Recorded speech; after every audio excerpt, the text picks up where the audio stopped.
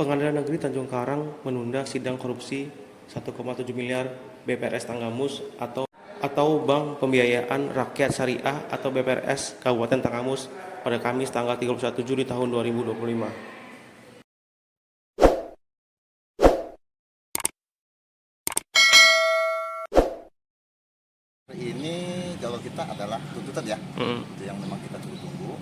Namun tuntutan ini tidak dibacakan karena biasa penuntut umum belum siap untuk membacakan tuntutan.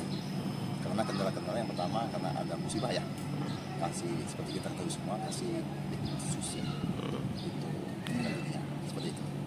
Ya tentunya harapan kita ya terkait dengan fakta-fakta yang terungkap persidangan.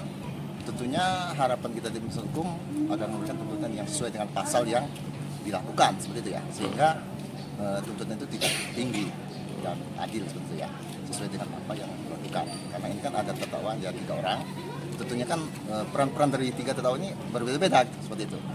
Tentunya harapan kita terkait dengan klien kita ini tentunya seringan-ringan mungkin ya. Oke bang.